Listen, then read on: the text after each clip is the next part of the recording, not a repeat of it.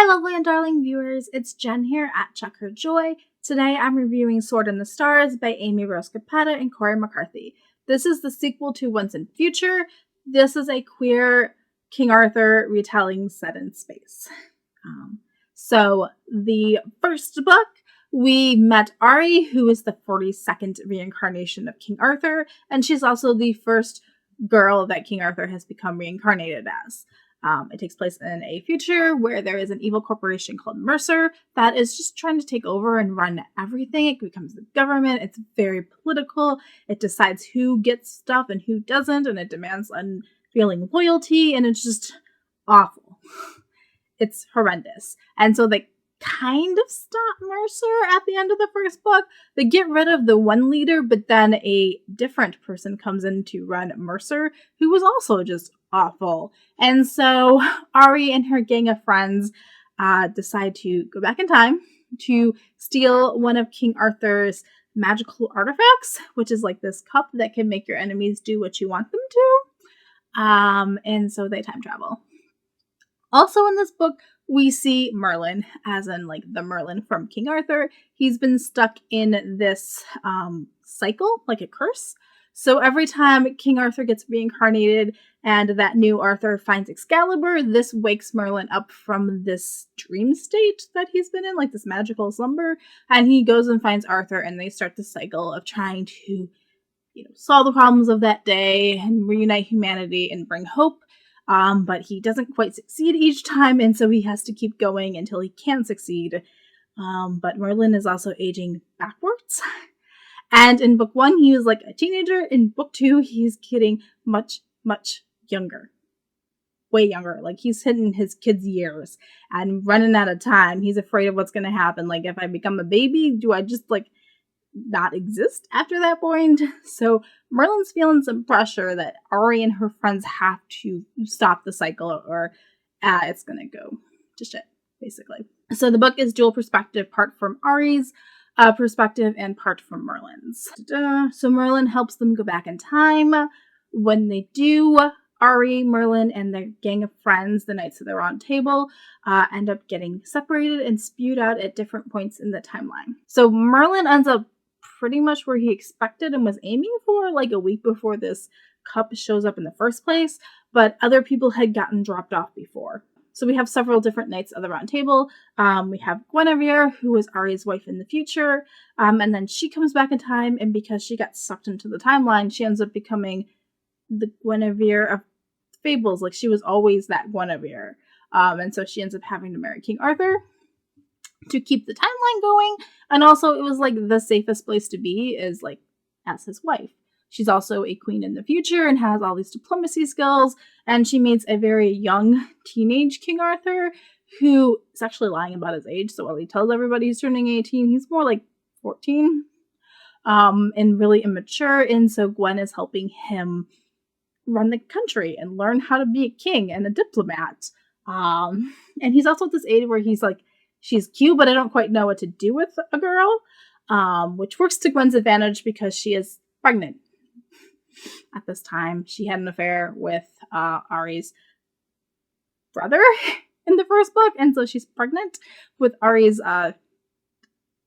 niece, nephew, whatever that, genderless equivalent would be. That's Gwen. And then their other friends end up taking the place of the different Knights of the Round Table. Merlin, because he's a kid, ends up being more of like an apprentice than an actual knight. And so we see like Lamb and Jordan and Ari taking spots as different Knights of the Round Table. There's also the gender issue because Lamb is non-binary. They decide to present as male in the society. It's going to be a little easier to be a knight that way. Ari also decides to present as a male, even though she is a female and like proud of feels like she's a female.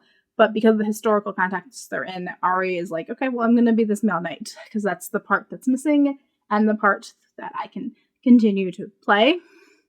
But then Jordan decides to show up and she's like, no, I'm a woman warrior. I'm going to remain a woman warrior.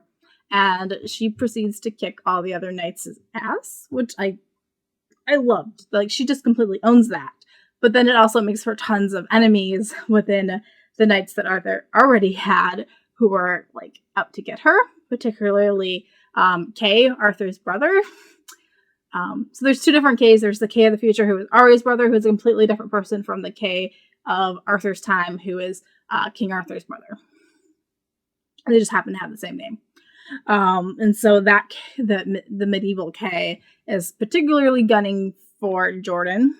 And I like the way that it kind of deals with like the gender issues. And we also see some minor characters that Lamb starts talking to who maybe would also be non-binary or trans, and Lamb's trying to help them like accept themselves. When they're in a very binary society, you're either very male or very female, and you have to pick.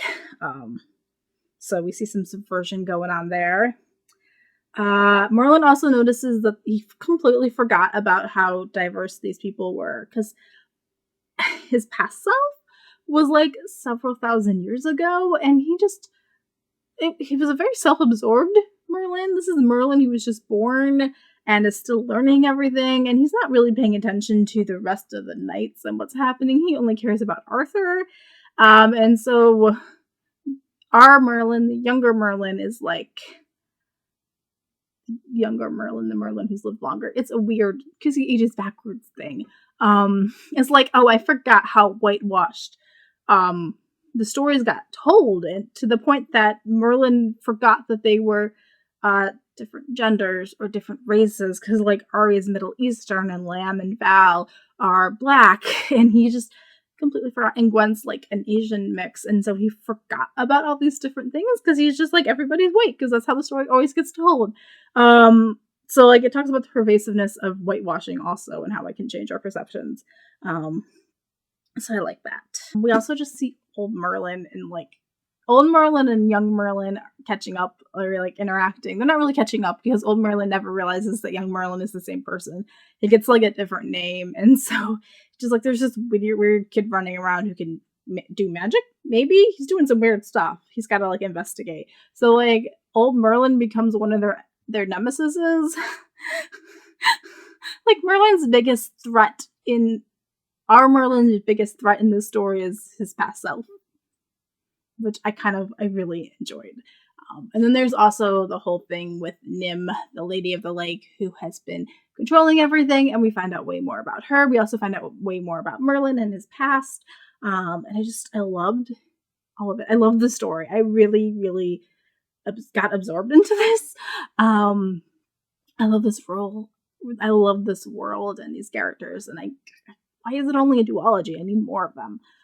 In fact, Jordan could just like have her own stories. That would be great. She doesn't get enough in here in either book. Like Jordan doesn't get explored enough. King Arthur was also not what I expected either, because he's so young and still figuring out his role. And also he's presented as like, we have to like not interfere with the timeline. We can't let King Arthur or his knights, his other knights, know what's happening. They can't know that we're from the future. We just need to get this cup and get out of there. And so King Arthur ended up being incredibly surprising in the way that he reacted. And I liked getting to know Arthur. But at the same time, he's also the same King Arthur that Ari's had this voice in her head the entire time. As she's the reincarnation of King Arthur, it really means that King Arthur is also kind of coexisting in her mind. So, like, part of her is Ari and her own unique personality, and then part of it is Arthur guiding her. And so it's really weird to see Ari, like, getting King Arthur in her head, like this later version of King Arthur who's had all these other cycles, pushing her to do things that are, like, kind of avoiding his original self. It was so cool and fun. There was so much in the story, and I really loved it. Yeah, I love the fact that it took all those issues from the first book that we were kind of exploring in the future, and then brought it back to medieval times. And maybe it wasn't quite as bad during the medieval times, but also it was bad. Like the ethnicities and the genders and the sexual orientations, because Gwen is bi and Ari is a lesbian, and Merlin's gay. Like all of that is, and Jordan is ace. So like all the different sexual orientations are also playing into this too. So I loved it. I love the series. So yeah, this is actually the first book that I I actually read all of it in the physical format too since the last 2.5 months. So that's also like exciting to me. I'm like, I finished a book, guys. Like, I've been listening to audiobooks and I read some graphic novels, but it's not the same as sitting down and reading a 300-page prose novel. I loved Sword in the Stars. It is totally a 5 out of 5 stars for me. I love the series. I have to go back and buy book 1. I did buy this one. I need them both in my collection. And it was just so much fun. Like, there's some pacing issues in here, and sometimes there's too much going on, but on the whole, I was so absorbed in the story that I'm like, I don't really care. I don't care that we take forever to get to this plot point, and then we rush through these other ones, and like, I forgot the fact that they needed to go back to the future at a certain point. I was just like, so this entire book is just going to be them hanging out in the past, and that's going to be fine. And then we get to the end, and it's like, oh yeah, they need to go fight Mercer in the future, and then that happened, and I was like, oh yeah, I forgot about that. I was having so much fun in King Arthur's court that I forgot about Mercer. But yeah, I had fun with it. So that's the main important part of this book, right? Is that I enjoyed it. So I loved it. I love these characters. I love Ari so much, and I really loved Merlin in this book. We got so much character development out of Merlin. He became so human, and we understood so much about him and his past and why he's kind of distant in the first book, and it takes him a while to loosen up. And then the ending, when we find out, like, we do find out why Merlin is aging backwards and why Nim has them in these weird cycles. And I loved the ending. It's one of those things where you're like, you had to go through a lot of shit to get to that ending, but it was worth it. I want like another short story that happens after this where we just spend more time in the future with everything being good and hanging out with these characters. Like, let's not put them through any more hell, but let's just like have them hang out. We do have kind of an epilogue type thing where we meet back after a certain amount of time and like check up with how the galaxy is doing now that they've stopped Mercer. Spoiler that they stopped Mercer? I mean, it's an adventure story. It shouldn't be that surprising, especially since it's only a duology, that they win. There's some sacrifices along the way and some heartache, but like eventually they win, and it's a fairly happy ending, and it's a happy ending overall. So I just love this book, guys.